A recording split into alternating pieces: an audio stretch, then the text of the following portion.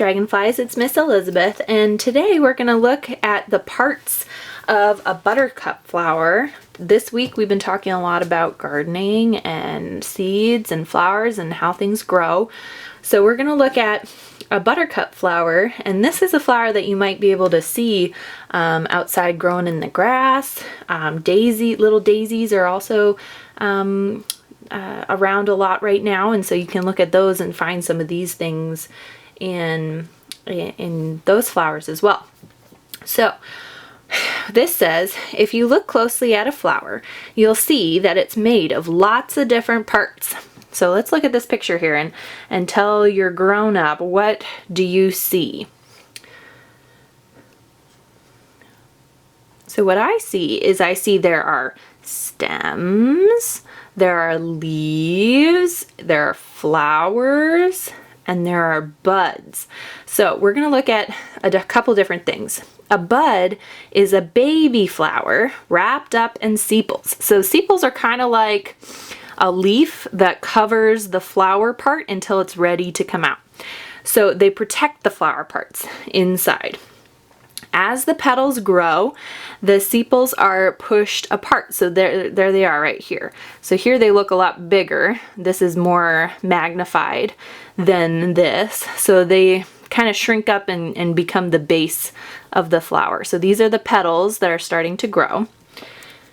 And if you look under a buttercup flower, you can see 5 sepals. So there are 5, and they kind of go in between the petals once they open up. So you can see a buttercup has 5 petals and 5 sepals. So then we're going to move over here. And this says, inside the ring of petals are more flower parts.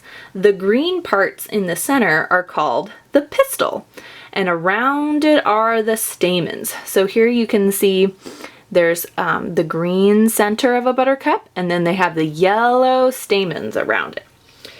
If you pull off the petals and the sepals, so remember the petals and the sepals, you can see all of the parts inside. So this is kind of a close-up of what is inside a buttercup.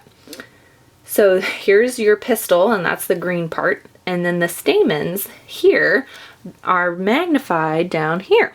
So this is even closer. So if you have a magnifying glass at home, you could look at a flower this close too. But here in the book, they've made the picture bigger for us. So each part of the pistil has a sticky top called a stigma.